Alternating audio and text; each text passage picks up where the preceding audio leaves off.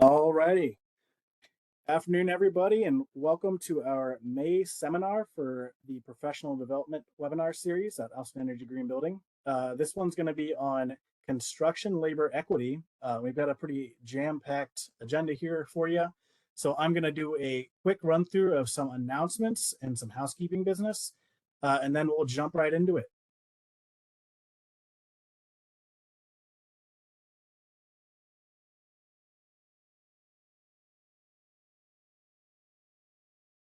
So firstly, the residential team is currently updating the single family and multifamily ratings to incorporate the latest code updates and support the climate equity plan. Go ahead and review that second draft in the ratings update webinar at Speak Up Austin. The AEGB commercial team has published the 2022 primary calculator and it's ready for use for projects on the 2022 commercial rating. Download the primary calculator in the ORS under the Help tab. City of Austin Circular Austin Showcase brings circular economy businesses and entrepreneurs together for a one-day pitch event. Winner will receive $12,000 in prize money, and the runner-up will receive $1,000. Participants will meet with investors to start and/or grow their business. Applications are now open. Get details on their website and apply by June 2nd. AE is currently hiring managers, so visit the City of Austin job listings for more information.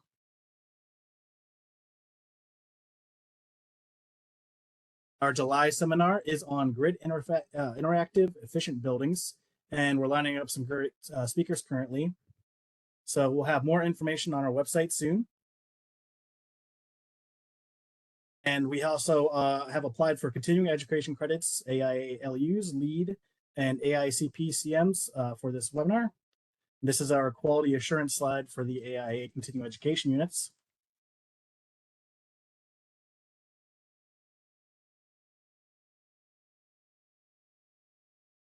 Learning objectives here for the seminar. We'll be going through these kind of as we go along here, but learning about the Better Builder program as well as Workers Defense Project and how it fits into some of the projects we're talking about with our panelists.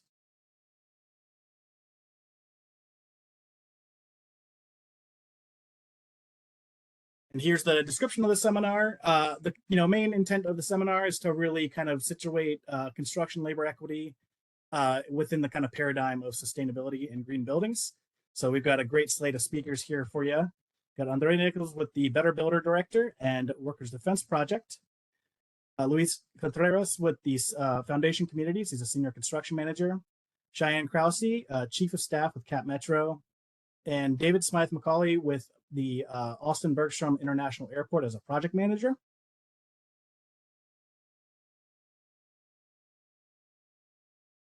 Andrea is a Better Building Director at Workers Defense Project. She is committed to ensuring that workers who live and build in our cities are safe, healthy, and are earning a livable wage for themselves and their families. She has an extensive background in the labor movement. She has organized hotel workers in New Jersey and New York and has organized students and faculty around a campus workers organizing campaign. While she was a graduate student in Atlanta, she has helped advance worker safety and health policies in Los Angeles, and she has conducted strategic campaign research on the healthcare industry in Oakland. She has a master's degree in public health from Emory University and a bachelor's of arts from Trinity University in San Antonio. Given her close working relationship with the panelists, we thought it was a great opportunity to have her kind of be the main MC of the seminar here. So very, very thankful for her to take on that role, as well as all of our panelists for participating in this. And then last little bit of housekeeping here for questions and answers. We're going to be holding those to the end. So please use the Q&A feature on WebEx to input your questions in writing. And we have a Q&A panel session towards the end there after we go through some introductions of the projects, and we'll address them then. Without further ado, I want to introduce Andrea with the Workers Defense Project. Thank you, Con, and great to be here with you all today. Good afternoon, everyone. I, like Con said, am Andrea Nicholls, and I'm gonna just Start everyone off with a little bit of a primer on the Better Builder program. Some of y'all might have heard of the program in passing. Some of y'all might not know anything about it. Some of y'all might have worked with us in the past. So I'll tell you a little bit about it and then I'll introduce our panelists. Just give me just a moment to share.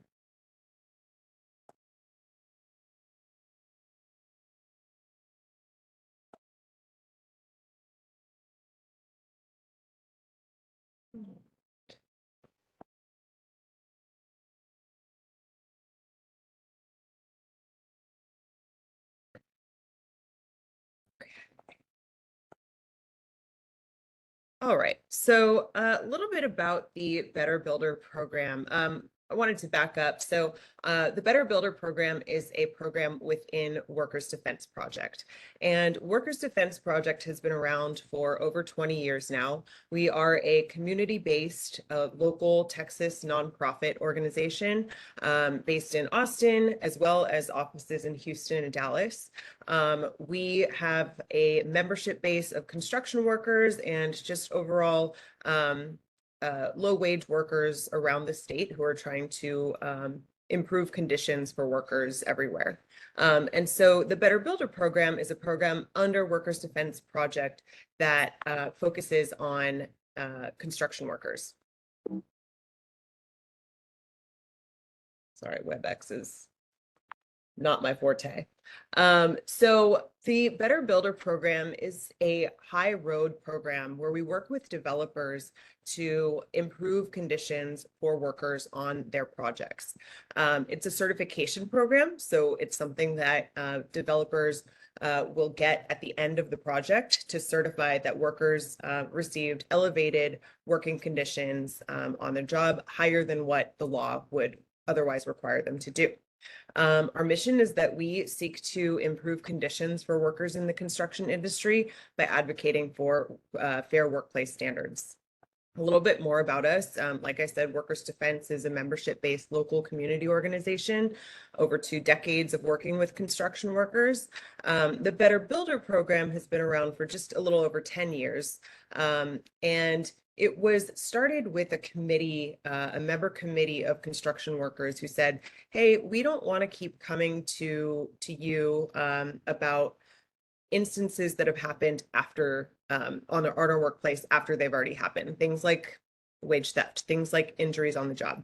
We want to prevent those problems from happening and not just come and get legal help after we've actually experienced those issues. So the worker members got together and really brainstormed what makes a job a good job. And from there, that's where the Better Builder program and its standards were born. The workers emphasized that having independent third-party monitoring was the most critical piece of the standard because it is easy to say that certain standards will be complied with, but another thing to actually have hands-on monitoring and compliance evaluation. So I'm going to talk to you a little bit about what those standards are a little bit more in detail. So first of all, when we talk about the Better Builder standards, again, those are worker protections that are higher than what the law would otherwise require. First of all, for the wages, compliance with all relevant local, state, and federal wage and hour laws. So that's kind of a given. Hopefully everyone is already doing that. On Better Builder projects, even if they are not City of Austin projects, all construction workers on the project must receive wages that are no less than the City of Austin living wage, which at this moment is $20 an hour. So this is even on private projects that are Better Builder certified, no matter what work classification workers are in, or no matter what subcontractor they work for. So everyone's making 20 or more. On prevailing wage projects, by the way, they would make whatever is higher. And then all construction workers on the project must be paid by check. This is check or direct deposit. This is to avoid misclassification issues, workers being paid under the table, and making sure that folks are actually on payroll. The safety standards for Better Builder are workers would receive personal protective equipment free of charge from their employer. All construction workers on the project would receive a 10-hour OSHA approved construction safety class prior to commencing construction work. So that OSHA 10 training is really crucial for having a safe workplace. And then supervisors, including foremen, would receive an OSHA 30 training as well. And then just like the wage standards, their safety standards would be compliant with all relevant local, state, and federal laws.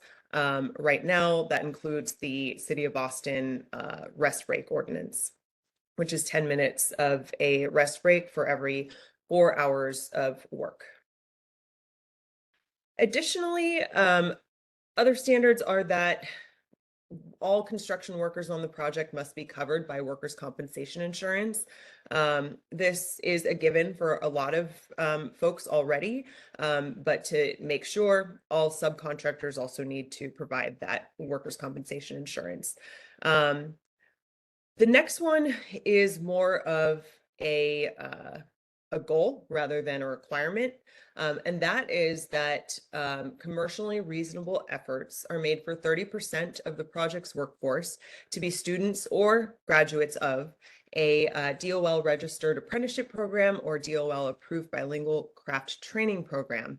And so we know that this 30% is hard to reach, but we do want to see an effort being made to recruit those who have come from those programs or who are currently enrolled in those programs on the job site.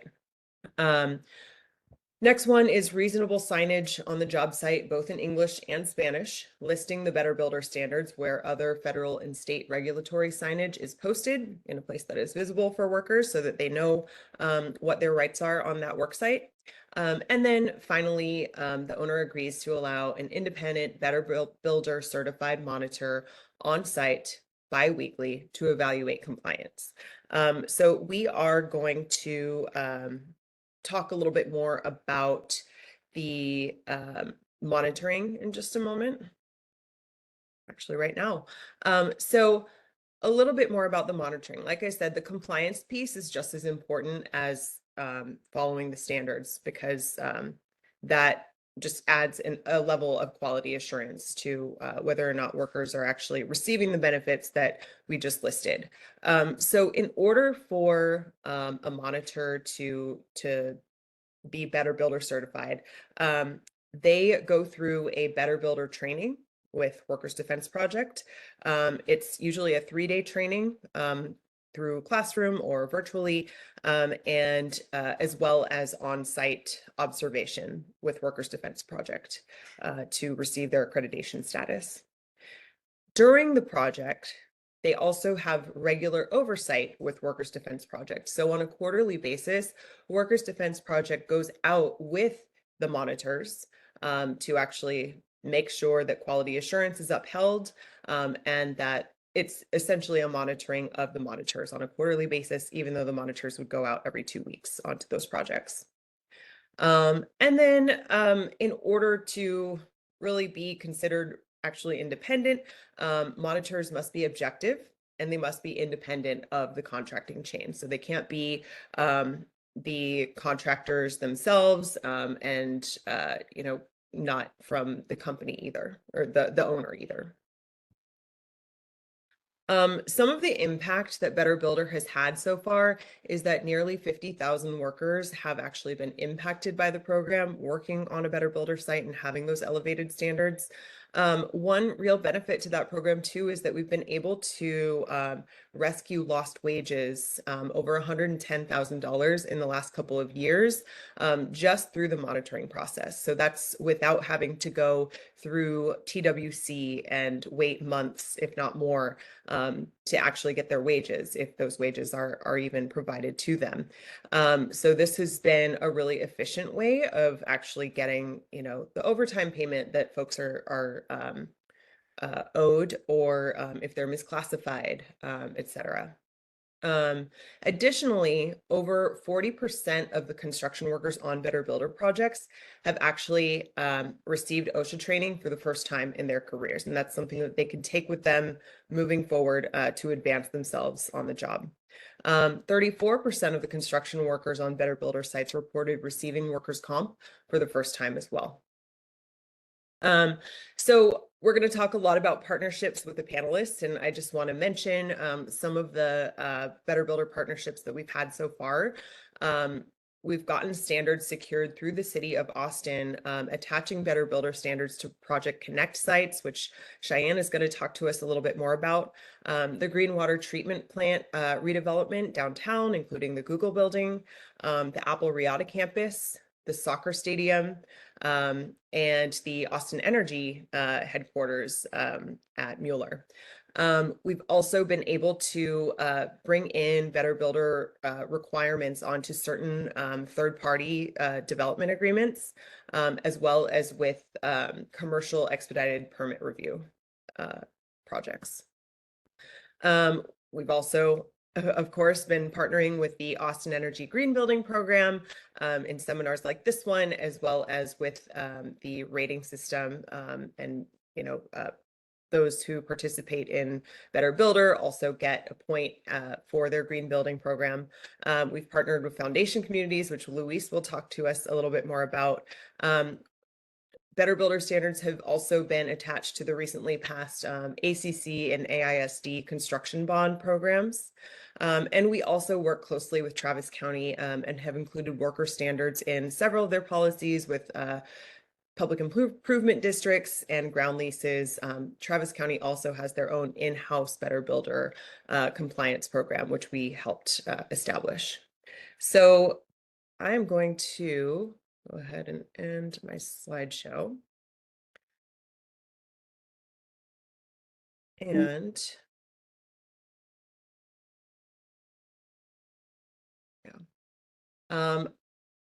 so I am going to introduce our first speaker. As I mentioned, we have some really great partnerships with folks all around Austin.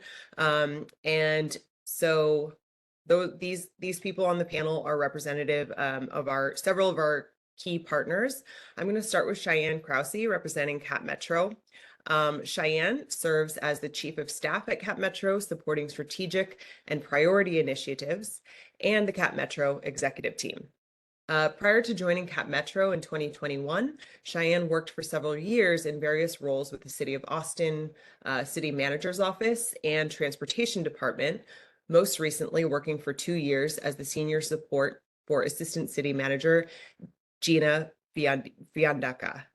In this role, she worked hand in hand with city leadership to manage the city's mobility outcome, including several city departments and the transportation safety and mobility initiatives.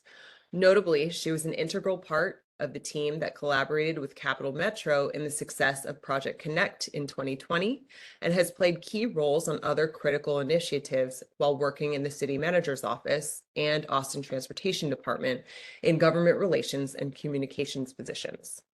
Cheyenne is a native Austinite, attending Texas State University for her bachelor's degree and the University of Texas LBJ School of Public Affairs for her master's degree in public affairs. So now I'm going to turn it over to you, Cheyenne. Thank you, Andrea. Hi, everybody. I'm Cheyenne Krause. As she said, I'm the Chief of Staff with CapMetro, and I've been with CapMetro now for about a little over 2 years. I realized I'm going to dive into my slides, but I also realized that I didn't provide background within my slides on who we are. Most of you know, CapMetro is the transit agency that is serving the greater Austin region. So we serve not only the city of Austin or people within the Austin city limits, but we also serve several small member cities such as Manor, Leander, Lago Vista, Point Venture, San Leanna down in south of Austin, and I know I'm going to forget one, Jonestown. And so we serve the Austin obviously is the largest swath of that work, but CapMetro serves a lot of people in our community. We also have partnerships with non-member cities who don't pay into CapMetro, but instead contract services with us, and that includes like Pflugerville and Round Rock. Before I dive in, I realized that we mentioned it a couple of times, but again, don't provide background. You all probably know that in November of 2020, the community voted to support an investment in high capacity transit.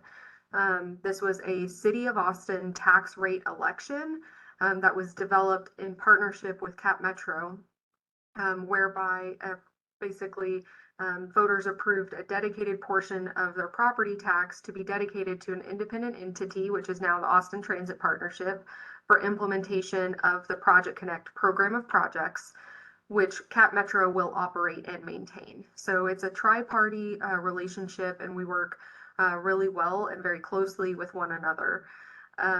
For Project Connect, CapMetro has been tasked by Austin Transit Partnership with also not only operating and maintaining assets once they're implemented, but for a few of the projects, actually implementing them ourselves. And those are our Metro Rapid projects, the Expo line and the Pleasant Valley line, which are bus projects that have an enhanced bus prioritization within the right-of-way, and then our Metro Rail program to enhance the Red Line, that is the existing commuter rail line that runs between downtown Austin and Leander. Today, what I'm going to talk to you about is our work to meet the commitments that CapMetro and the city made when we put this initiative in front of voters in November 2020. And so I'll talk about that in the context of the work that CapMetro is doing on this program, because Austin Transit Partnership, once they're ready to build light rail, will be responsible for the light rail work components of the worker protection program. And then same thing for any elements that the city implemented. Let me share my screen here. And all right. As background, so these are the ones projects within the Project Connect program that CapMetro is responsible for implementing. So right now it's 2 Metro Rapid projects that are under construction, the Expo line, which began in December of 2021, and Pleasant Valley line, which began in February of 2021. And those 2 are in construction right now. They're anticipated to be operational in early 2025, and we have 2 other Metro Rapid lines, again bus lines, that are in design. We also have the Metro Rail projects. So the Macaulay station is receiving direct funding from the Project Connect program. That construction began in July 2022. This is the new station that you will be able to use to go directly to the Austin FC Q2 Stadium. Hopefully construction right now is on time and on budget, so it's worked great, but hopefully by the end of this year we'll be wrapping up construction so that next season for Austin FC you'll be able to take the train right to the station, or right to the stadium rather. We also have the Green Line that will run essentially between downtown Austin and eventually towards Manor. That's in preliminary engineering right now, and then we're also going to be responsible for certain park and ride facilities that are either in design or planning. This is a lot. I'm not going to read it verbatim, but essentially, as I alluded to, during the 2020 election, CapMetro and the city made certain commitments related to Better Builder program tenants, if you will, and ensuring that we were protecting the workers who are delivering these projects on our behalf for the community. We re-cemented those commitments in what we call the Joint Partnership Agreement, which is a partnership agreement between CapMetro, the city, and Austin Transit Partnership. It was adopted in October of 2021. And it says basically that the Austin Transit Partnership, as the entity that is responsible for implementing the program, commits to implementing policies that ensure these things. So developing and implementing a DBE program, developing and implementing a policy that applies to ATP or any other entity, such as CapMetro, that would be implementing the Project Connect implementation map and sequence plan.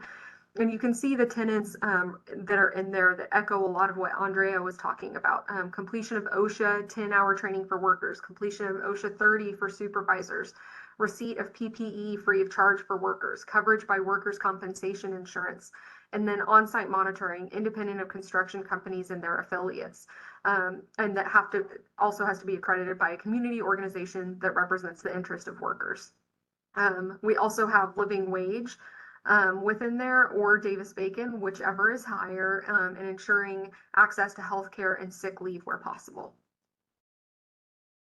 This is in addition to what CapMetro is already required to do. So because we are a federal agency, these are particularly the Metro Rapid projects did receive 60% federal grant funding. So we are required as an agency that received formula funds for our general operations and maintenance of the transit system today, and as an agency that received grant funding for these two capital projects, we are required to do monitoring already.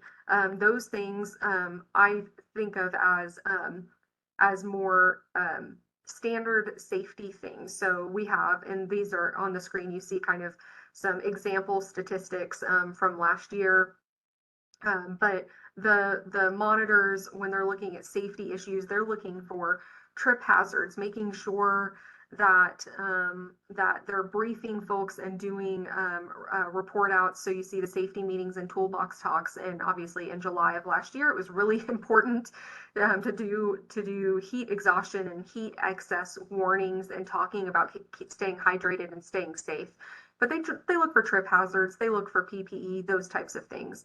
And then they also look at the certified payrolls that are provided by the contractors doing this work to ensure that workers are receiving the wages that we require them to receive.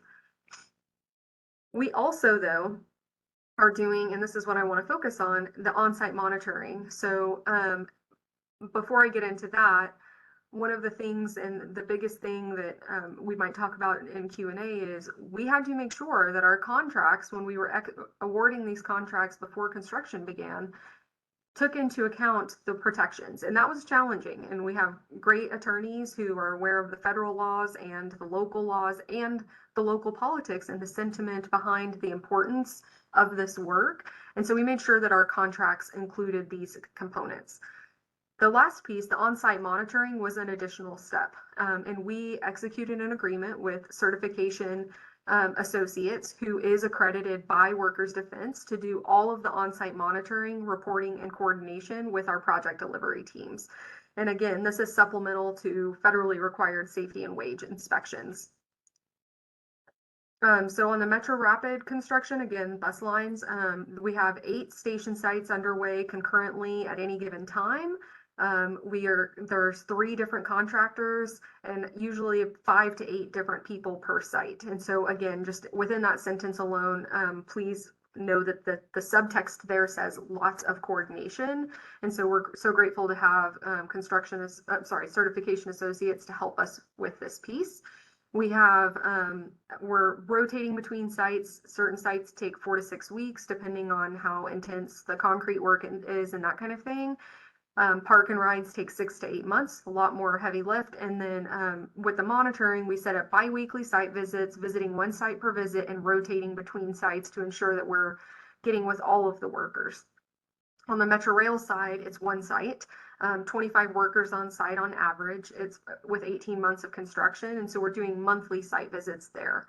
And again, a lot of this is moving pieces. And I think one thing Andrea and I have talked, extensively, and one of the things that keeps being a key takeaway for me is I think this was one of the first times that Workers Defense and Certification Associates did this level of work on horizontal construction as opposed to a building, right? It's multiple sites, it's multiple construction workers that are going to different sites depending on the day, depending on which firm they're with, depending on which stage of construction, and it's constantly rotating every 4 to 6 weeks. And so it's a lot of moving pieces, and it was really humbling at the beginning to sit down with Workers Defense and figure out what actually can work for us, because we are not a building. We're not Austin Energy where all the workers are on one site, right? Building something up out of the ground.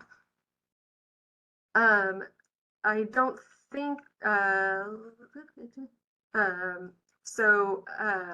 other components of this, we're doing toolbox talks, we're doing monthly reports. to CapMetro for both. And I don't know why this slide isn't here, and so I apologize. We are making sure, again, that we're rotating between the different IDIQ contractors. Here's where we're at generally. So I actually just saw a report, kind of our first quarterly report on how this is going. So the McCall Station, we have seen wage improvements. The on-site monitor through the interview process was able to identify that certain folks were not getting paid the appropriate wage, and we have taken steps with the contractor to ensure that that is rectified immediately. So we're already seeing that protection and that equity enhancement happening within our projects. We are also seeing increases in OSHA certification rates. So we had a certain number, I think it was about 80% when we started the process, were OSHA certified at the appropriate level, and now we're at 100%. So it's great statistic related to safety, and obviously, especially because the McCall Station is an active railway where we run freight trains as well as commuter rail every 30 minutes throughout the entire day. It was really important. The safety component is really important. And then we have a better understanding of the participation in workers' compensation and fringe benefits. And so we know what contractors are providing what benefits and what opportunities might exist on future contracts to enhance this protection even more. On the Metro Rapid lines, a pat on the back for CapMetro's contractors on these two. We actually haven't seen the wage improvements and things like that because the wages were where they were supposed to be from the get-go. We also haven't seen the shift in OSHA because, again, they were there, but we have a better understanding of where participation in workers' compensation and fringe benefits is as well. For both of these, and I neglected to put it on the slide, one of the other things that we're getting a better understanding of, and that is incredibly critical for workforce development, not only for us at CapMetro, but for the region as we look towards construction for light rail, eventually I-35 in the coming years, all of the major horizontal projects, is knowing exactly who is participating in apprentice programs and has that opportunity to become better developed and how we can support those programs, because if you all know, if you're in this industry, there's a worker shortage, and we are about to have a significant billions and billions of dollars worth of construction underway, and we will need these workers. The apprenticeship programs are part of the solution to ensuring that we have the workers available and that they are protected and fairly compensated, et cetera, to ensure that we can deliver public capital programs on behalf of our community with the standards that our community hopes to see. All right. And I think with that, I'm going to stop sharing. There we go. And with that, I think I'm supposed to hand it back to Andrea to introduce the next person. Yes. Thanks so much, Cheyenne. It's really exciting to hear and see some of the lessons learned already, and seeing some of the improvements that workers on those projects have seen. So thanks so much for that report. And like Con said, we'll have some time for Q&A at the end. So our next panelist, I'm going to give a brief bio on. This represents another partnership that we have, the Austin Airport. So I'm going to introduce David Smythe-Macaulay. With a strong portfolio of successfully managed projects, David is well known for his role as the senior project manager at the Austin-Bergstrom International Airport for the city of Austin in the Department of Aviation. He has more than 3 decades of experience in project management from private and public sectors. David is an expert in project planning, cost estimating, scheduling, scope analysis, construction management, project bidding, and facility commissioning. David got his start in project management through the New Orleans International Airport and soon found that he had a talent for accurately planning and scheduling successful projects. His work includes renovations to City Hall, Montopolis Recreation and Community Center, Turner Roberts Recreation Center, ABIA Cargo Development East, and the Consolidated Maintenance Facility. Furthermore, David is responsible for ensuring the implementation of strong project controls and governance for the Airport Expansion Development Program. And I will hand it over to David. Thank you so much, Andrea, and good afternoon, everyone. Again, my name is David Smythe-Macaulay. I'm with the airport. And as you know, the airport, Austin-Bergstrom International Airport, serves the Texas Central region and is run or owned by the city of Austin, and it's run by the Department of Aviation. We also, in partnership with a bunch of tenants, provide most of the services that you encounter when you go through the airport. Some of those tenants are the airlines that provide air travel. We also have the car rental tenants that provide car rentals. We also have concessionaires that provide food and beverages within the terminal, and a host of other tenants that provide a lot of services within the background to our customers. Today, I'm going to try and go through one of those tenants and how we encourage and use the Better Builder standards as part of that construction process.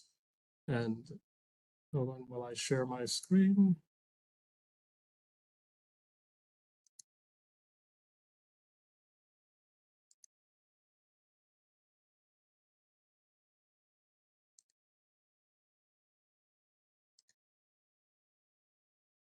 Okay.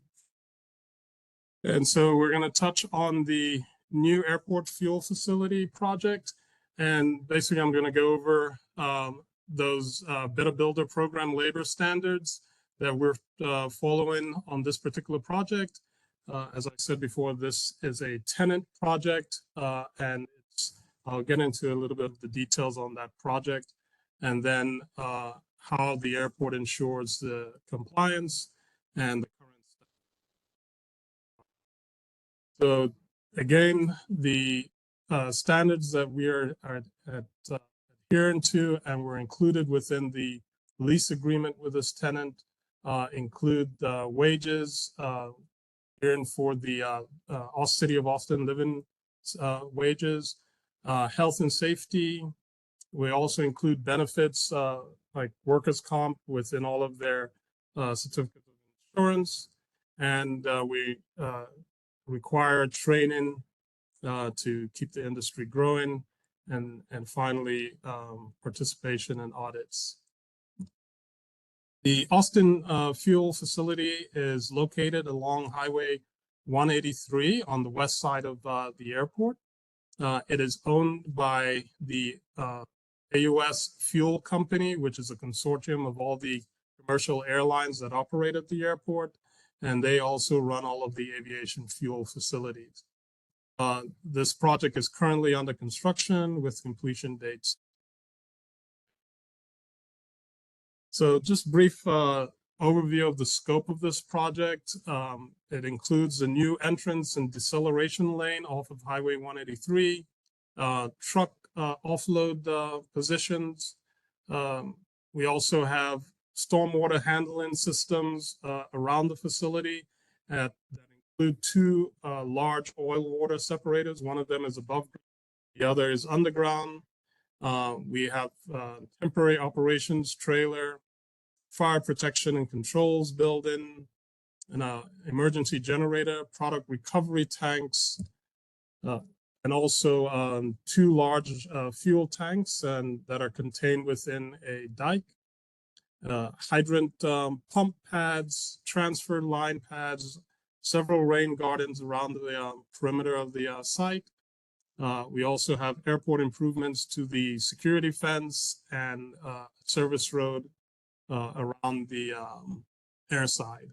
And the project also includes buffers that screen the large tanks in the background with screen fencing and trees.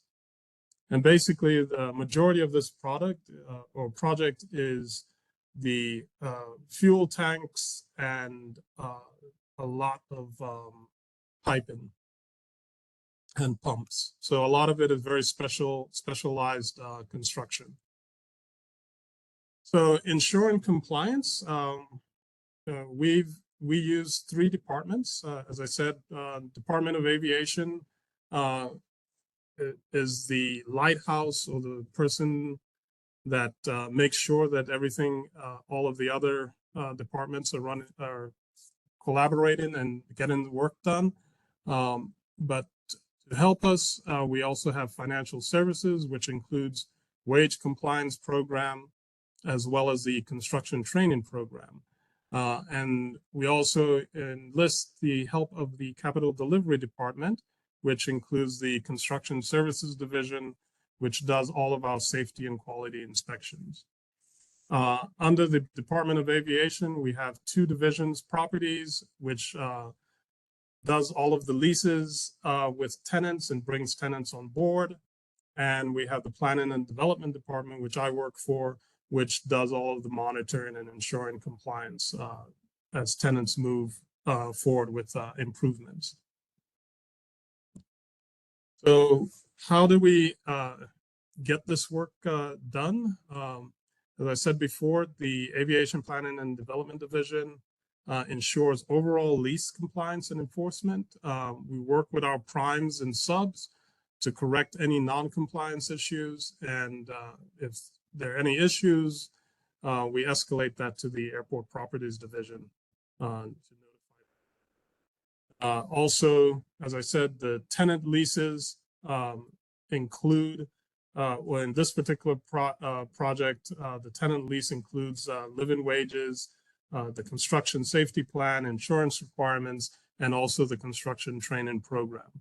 And this is our only way of ensuring compliance with better builder standards, is by including them within the lease agreement documents. And with that, for wage and training compliance, we do monthly field wage checks. We show up on site, ask field workers or site workers questions, and if there are any issues, we get back with the contractor, the prime, and try and resolve those issues immediately on that same day. We also do biannual wage compliance audits, where we're requiring the certified payrolls and auditing all of them to make sure they're in compliance. For the training program, we get with the contractor or the prime at the very beginning and figure out exactly how many workers are going to be on site. And in this case, because it was a very specialized construction, there wasn't a lot of opportunities for training, but we were able to create a training program, and that included 4 of their workers at the very beginning.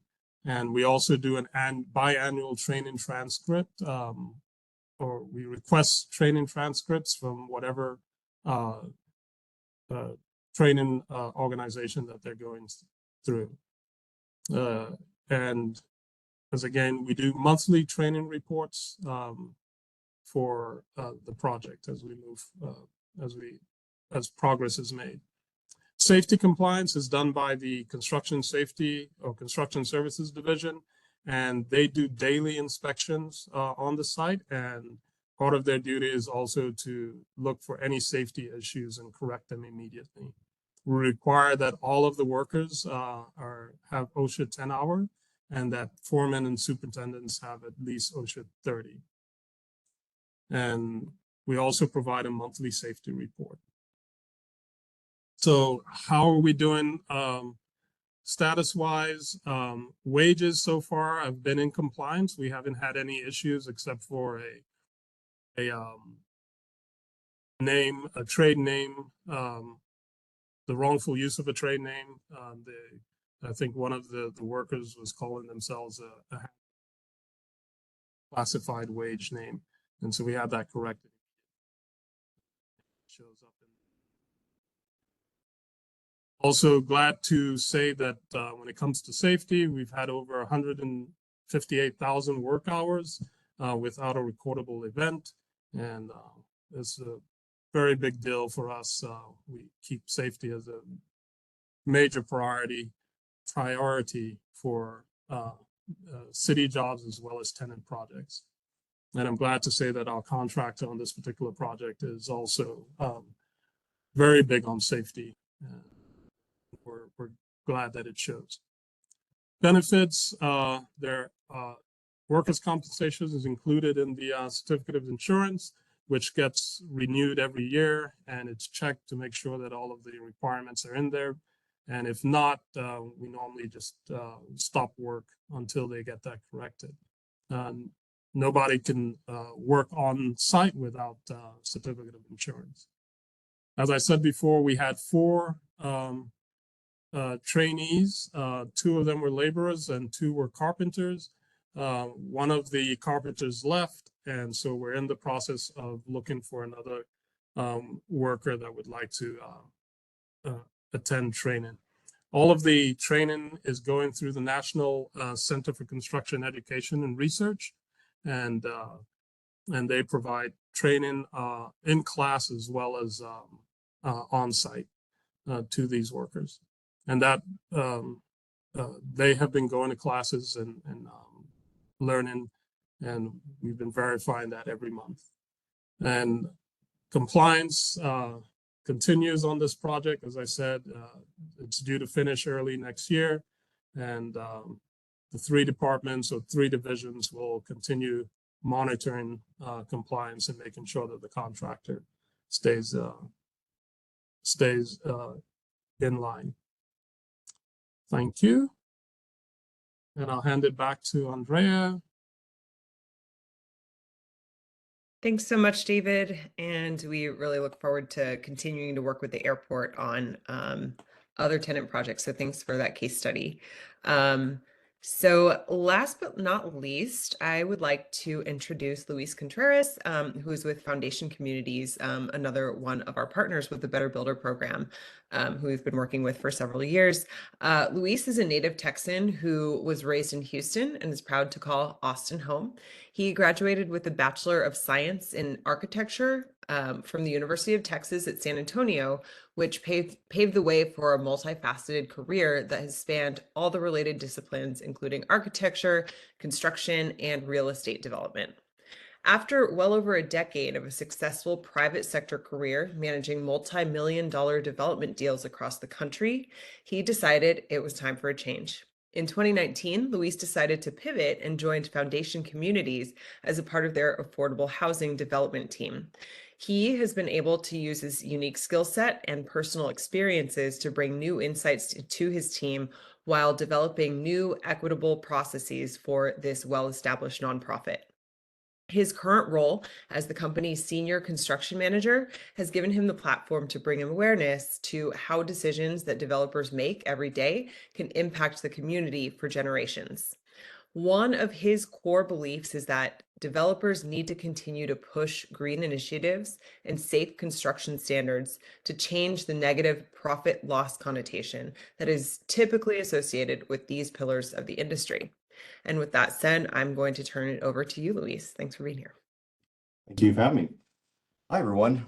So I'm actually going to take a different approach as far as what we want to discuss. I really appreciate the panelists bringing to the core of their business and how they've been able to implement better business, or better builders to the business. And what I want to say is this is one thing that we truly hold important in our community, to make sure that we absolutely give importance to not only the folks that are residing at Foundation Communities, which we are an affordable housing developer, but also the folks that are building these apartment complexes. And yeah, without further ado, let's get this going. Share here.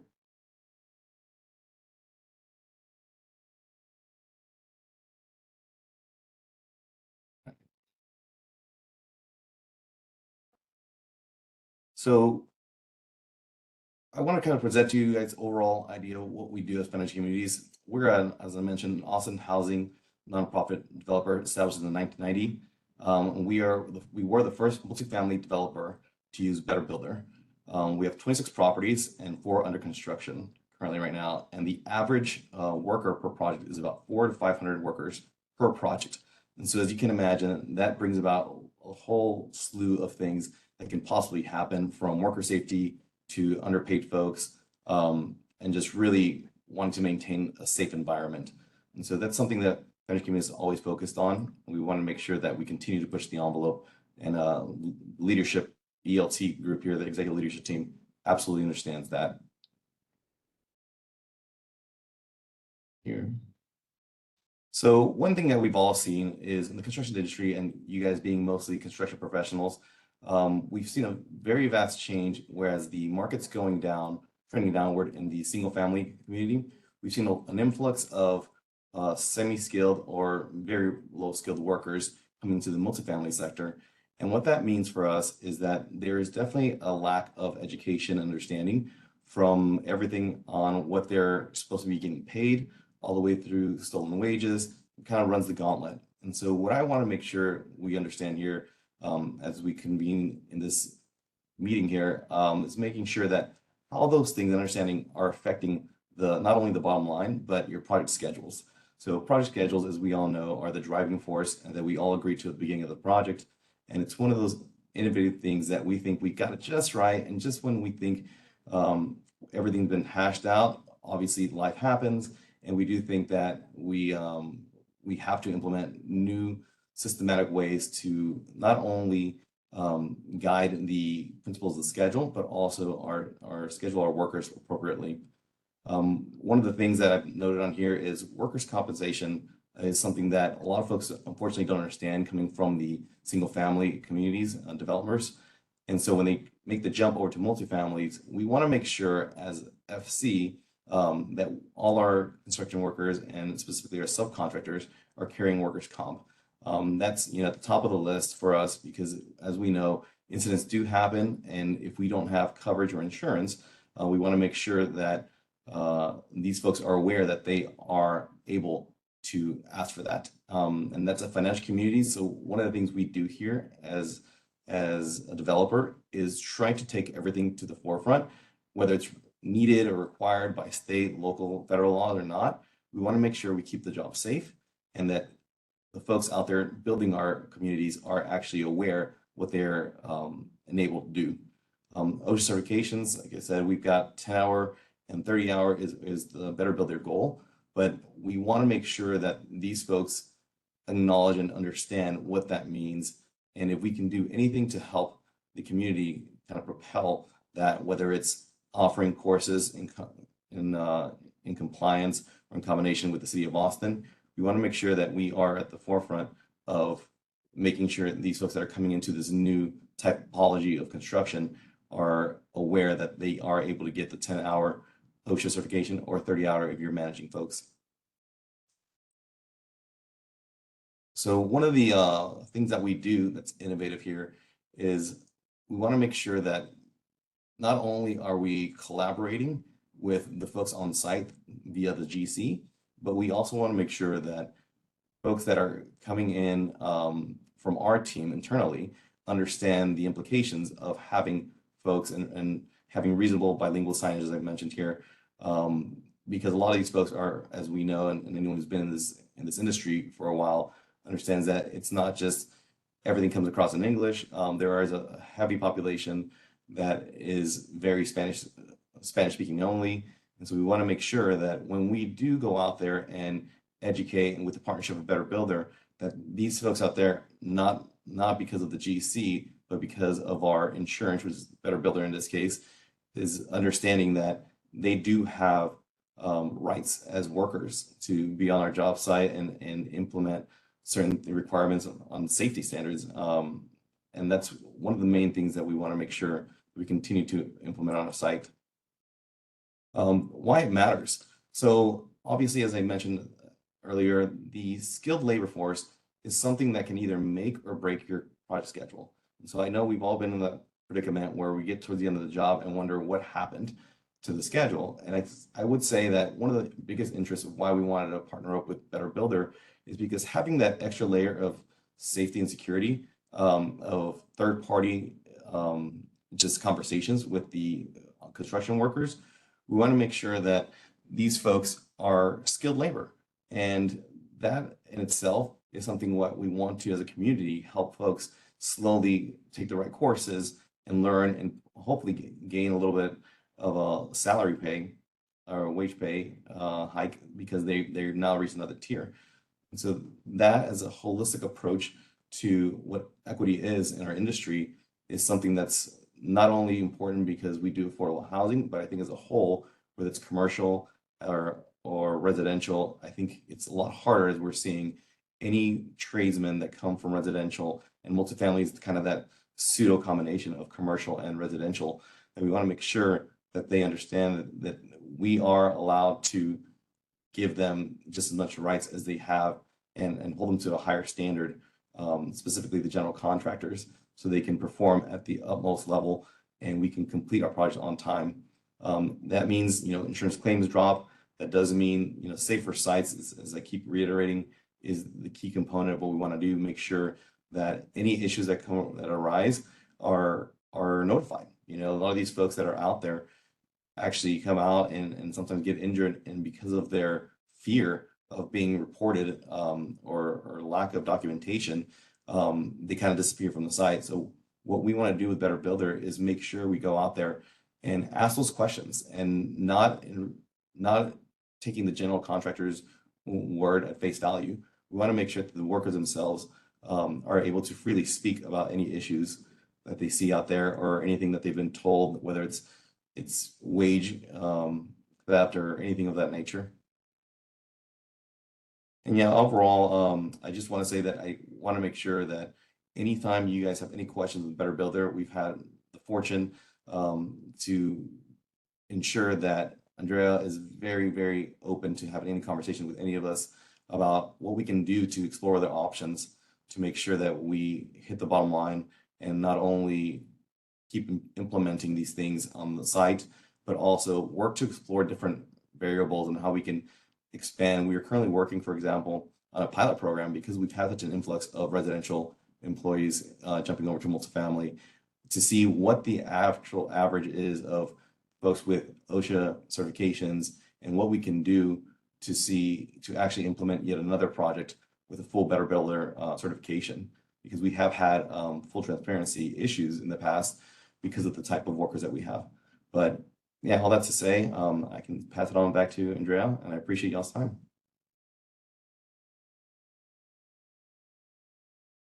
Thank you so much, Luis. And yes, I just want to acknowledge that, foundation communities, like Luis said, very few residential projects and developers have worked with Better Builder. Most Better Builder certified projects have been on the commercial side, and of course, like with these unique projects that you just heard about. But on the residential side, it is a harder market, and with kind of the bar is at a different level than commercial. And so Foundation Communities has done a lot of work in really trying to raise that bar for residential and set a standard, and they're really pioneering this effort to really bring that residential industry up to standard. So want to commend them for that. We do have about 30 minutes left. And so wanted to remind folks, if they do have questions, to please type them into the chat. In the meantime, I have a couple of questions for our panelists. And I will start with Cheyenne. So I'm going to just say that, like, a lot of the hesitation from in general, from developers and contractors in participating in the Better Builder program have to do with concerns about slowdowns on projects. How has the implementation, if at all, how has the implementation of Better Builder and the biweekly monitoring process impacted the progress of the CapMetro Project Connect sites? That's a great question. So in general, no, it has not. On-site monitoring, they do stop work and pull workers aside for interviews, but it has not impacted our construction delivery in any measurable way. I will say the thing that took longer, and this is just more about where CapMetro was in the process, is the contracting piece at the beginning before construction even started.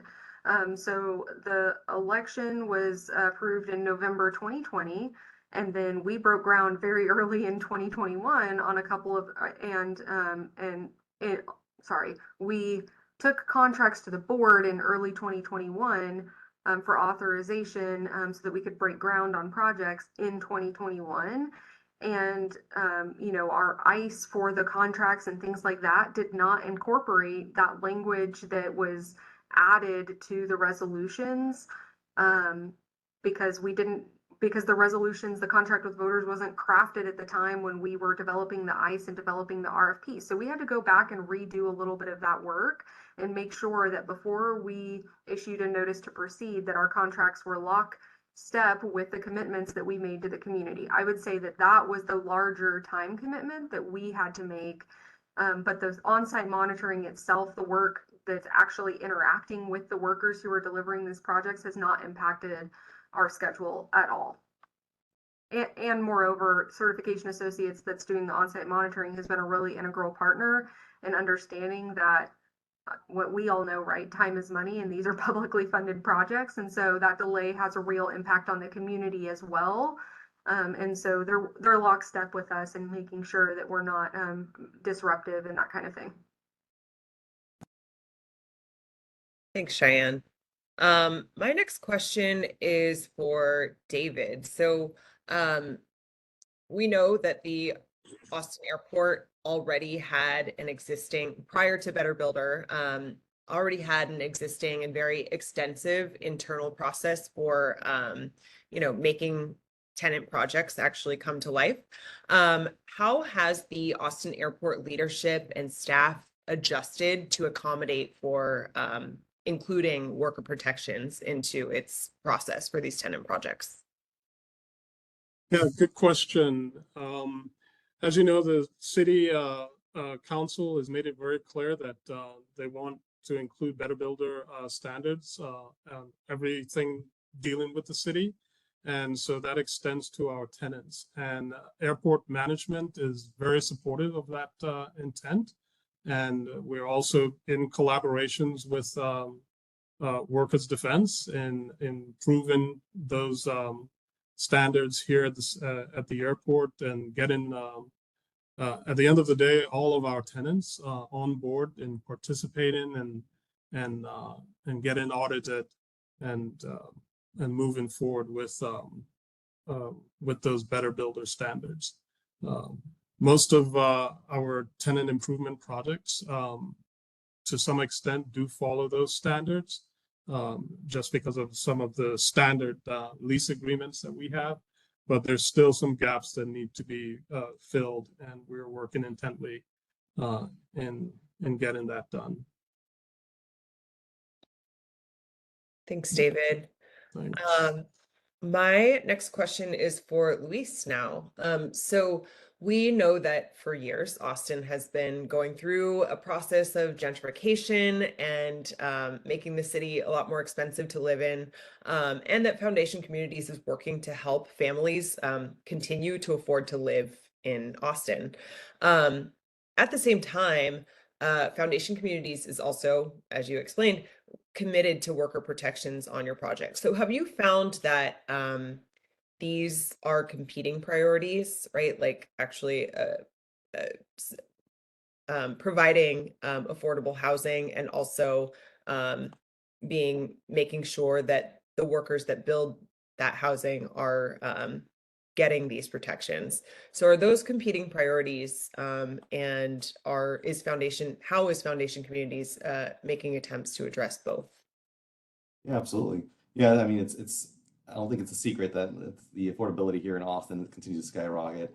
And so our main mission as Foundation Communities is to build as much affordable housing as we can. But a unique thing we found out the last couple of years, right through the pandemic, is that a lot of these folks that are building our housing are actually living in the affordable housing without knowing what they're building. So it's a very interesting dynamic happening there, where these folks that are doing the concrete work, the framing, they're just doing their singular scope of work without realizing that, oh, I live in this other property on the south end of town, or on the east side, or wherever one of our properties are. And so I think it's been a much easier conversation now, especially talking to Better Builder and trying to implement just education on site via flyers and what it is that we're doing and getting the word out there. Because I do think you bring up a good point that there's always going to be that kind of middle road, and we have to find the balance between the two.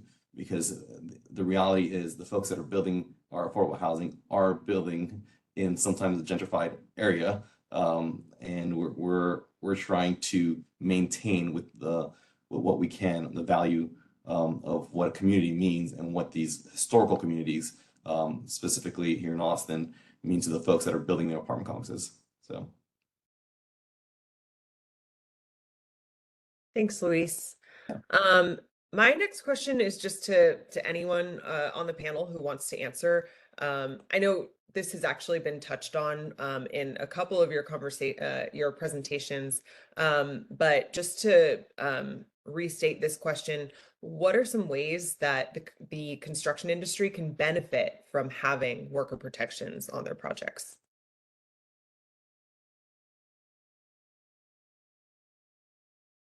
I'll jump in on that one.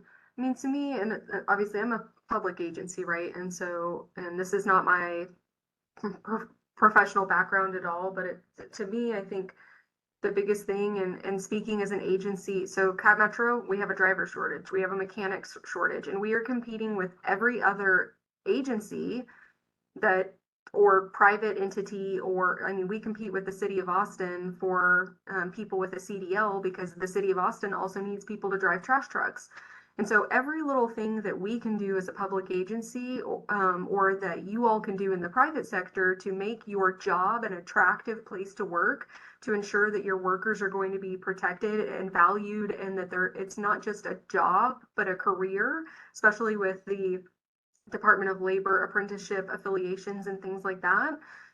The more that you can do that, the more that people will come to you to work, to me, CapMetro, to work instead of the city of Austin for jobs that require the similar qualifications, right? And so to me, it's about valuing people. It is about valuing your workforce. It's about valuing that, for us, we cannot do the job that we are doing here at CapMetro if not for our drivers. And so we have to demonstrate to them that they are valuable and that they are the foundation of everything we do. And I think a lot of that same sentiment translates to the private sector too. It is about leveraging these things that are valuable, warranted things to protect humans, right, that live in our community, but also to get you the resources that you need, which is people to work on the projects that you're delivering, right? We're nothing if not our people. So to me, that's the biggest thing.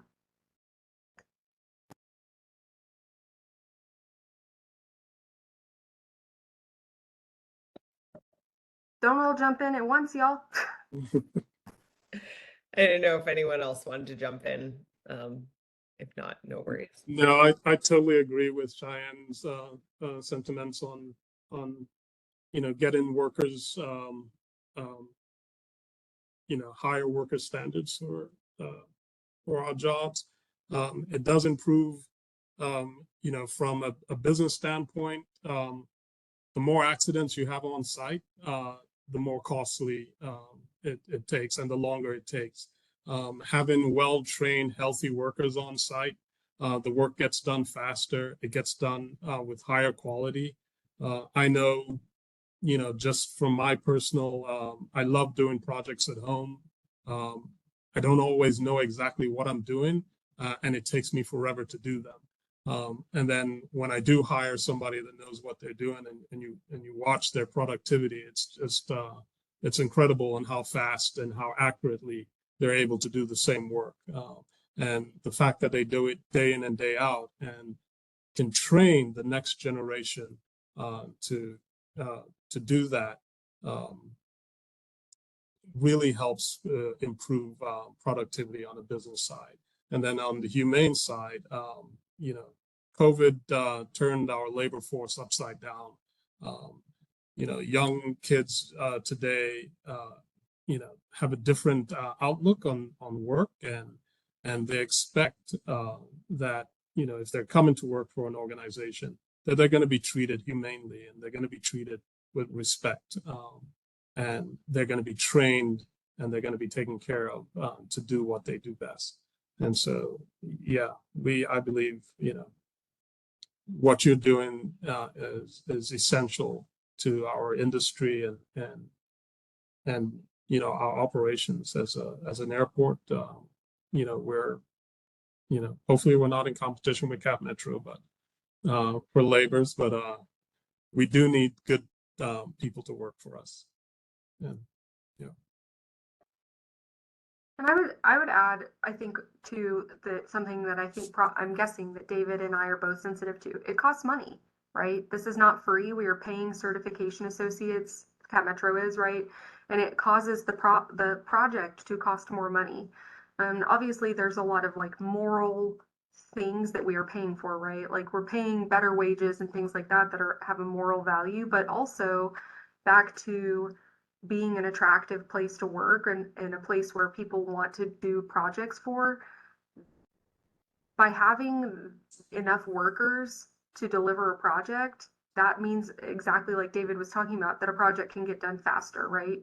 If we don't have the workforce that are skilled and appropriately prepared to deliver the projects that we need them to, that costs money too, right? And delays and things like that, and mistakes that on the CapMetro side, and I think also on the airport side, right, are if we don't catch them, the feds are going to catch them when they come to inspect our projects to make sure that we're meeting the requirements for our grants, for our federal funding, those types of things. And so those things that we're avoiding by being a little bit more proactive cost money as well. And so it's hard to quantify, and we're, I'm a public employee. I am not insensitive to the fact that these things take money, but there's trade-offs, right?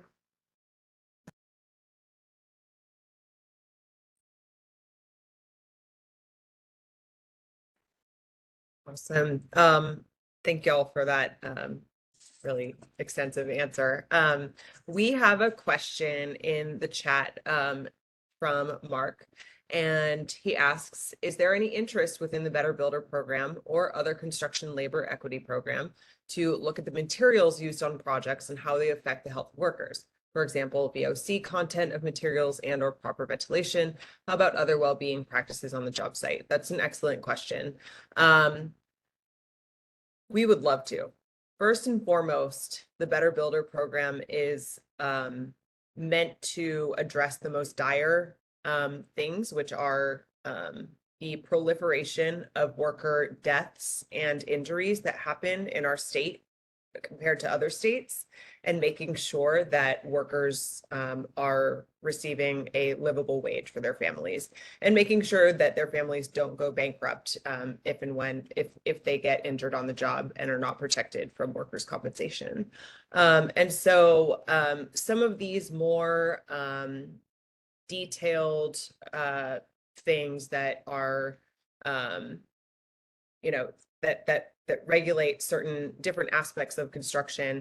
Number one, if it is an OSHA standard, then that is kind of more an OSHA jurisdiction. Now, our monitors do have quite a bit of OSHA safety training. They need to at least have an OSHA 30 certificate.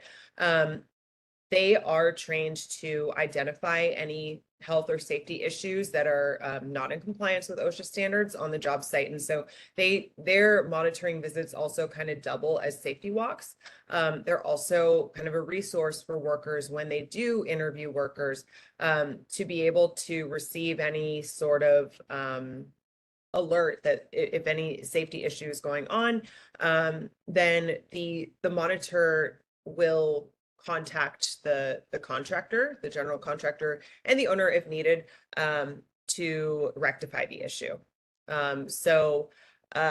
Yeah, we would love to be able to include kind of more of the minutia when it comes to all of these individual safety things, but that is our main concern. Is let's make sure that workers return home the same way that they came, that they left home that morning, and providing also kind of this ancillary safety monitor resource as well.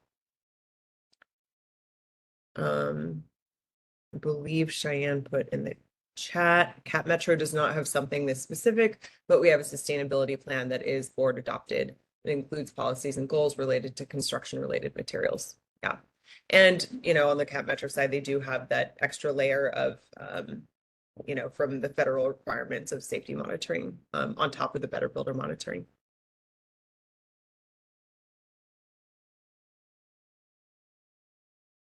Are there any other questions?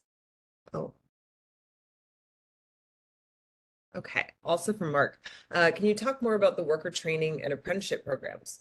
Who are the organizations providing this training? Is there training available in all trades for a building or horizontal construction? How do contractors interact with these training organizations? And what are the experiences of the people going through these apprenticeship programs? I can start and then have the panelists fill in kind of what their experiences have been. So whenever contractors or developers ask us about you know, kind of where they should even start to reach out to, we actually, the city of Austin has a great list of and I'll try to find that and actually put it in the chat, which is like just a list of different apprenticeship programs for different trades. Some of them are affiliated with a union. Some of them are not. Some of them are affiliated with contractors. So let me see what your other questions were. All trades for building or horizontal construction. I don't think there's training available for all trades, but they do exist for many of them. How do contractors interact with these training organizations? In order to attempt to reach that 30% goal, we just want to see that they have been reached out to, and that they've been prioritized. Hiring has been prioritized from those programs. I don't know if any of the panelists have anything else to add on that.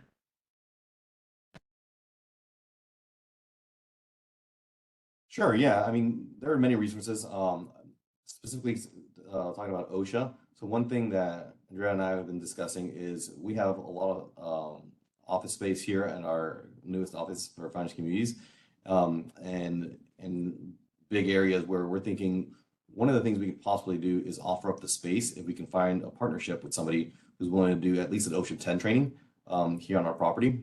And so one thing that we've noticed is a lot of these workers, you know, their hours are, you know, Monday through Friday, and so weekends on and off.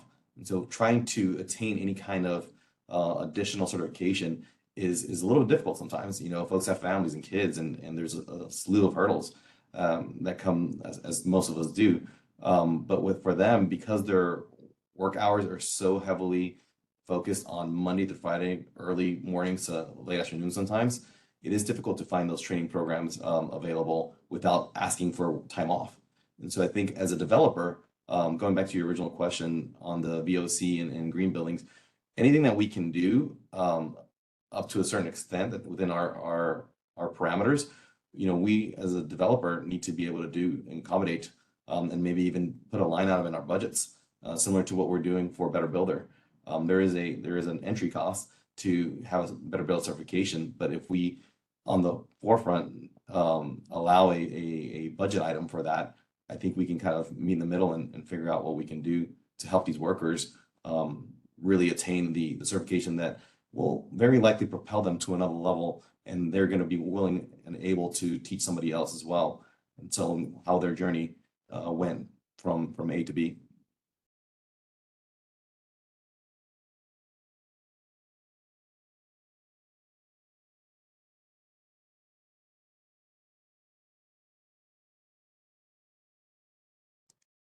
From my standpoint, I don't get very involved in the actual ongoing training, but I know that in talking to some of our subcontractors, a lot of them have very informal training programs where they're, you know, bringing on, their children or, friends, that get trained on the site, on the job.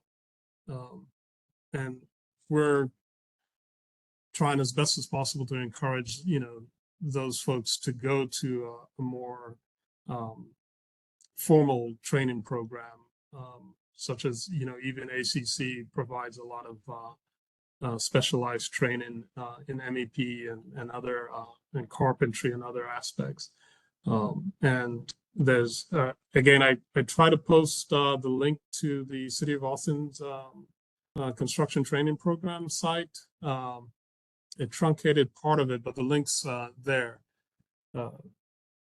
And we definitely do encourage our contractors, especially the primes, to encourage their subs to enroll, their friends and family in one of those formal Department of Labor approved training programs.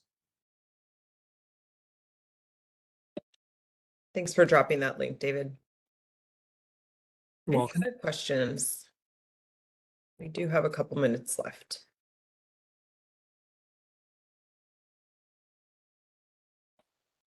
I see a question about financial communities training. So as I mentioned, we're still piloting to see who we can partner up with. So we haven't set up these classes yet, but as soon as we do, I will get with Andrea to make sure that that information gets out to the public.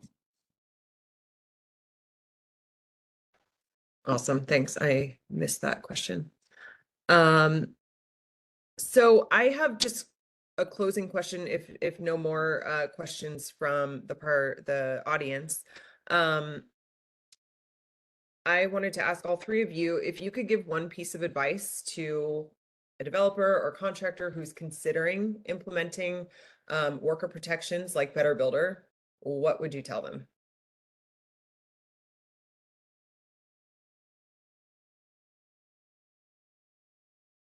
From my aspect, I think my biggest advice would be diversify.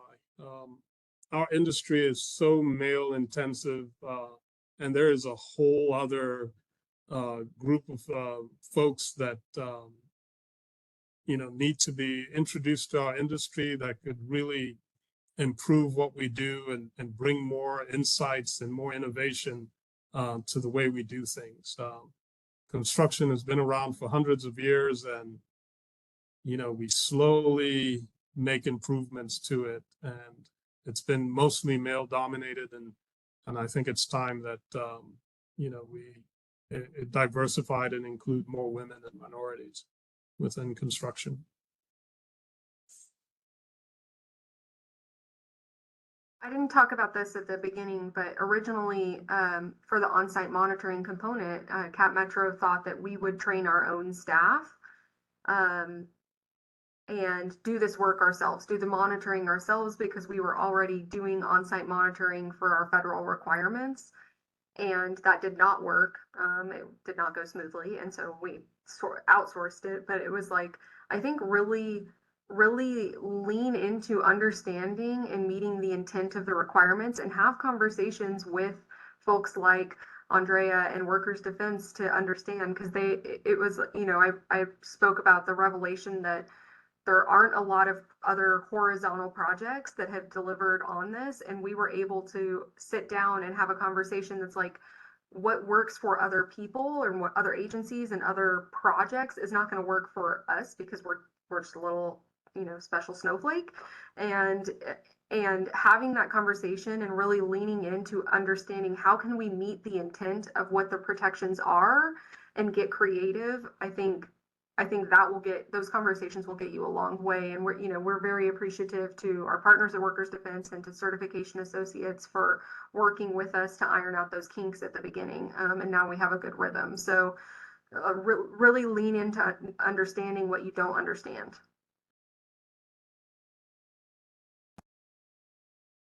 Yeah, and I just to kind of echo the other panelists, I do agree. I mean, construction is not going to stop anytime soon. We're going to continue to build buildings, and we're going to continue to evolve in technologies.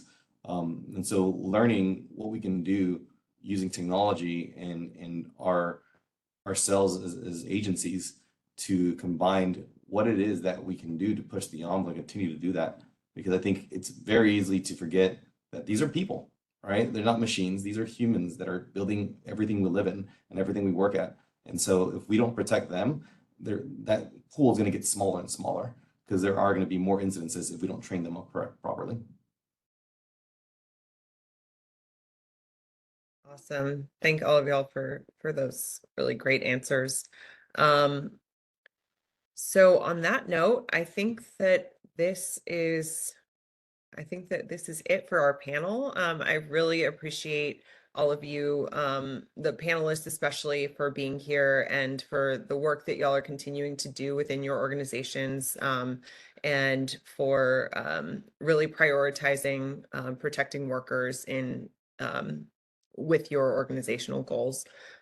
So thank y'all so much for delivering this information. And I'll turn it over to Con to close us out. Yes, thank you so much for that panel, y'all. That was great, very informative. Wonderful discussion. Also, thanks to everybody for attending. We hope you enjoyed the seminar here. I'm going to go ahead and throw up a slide.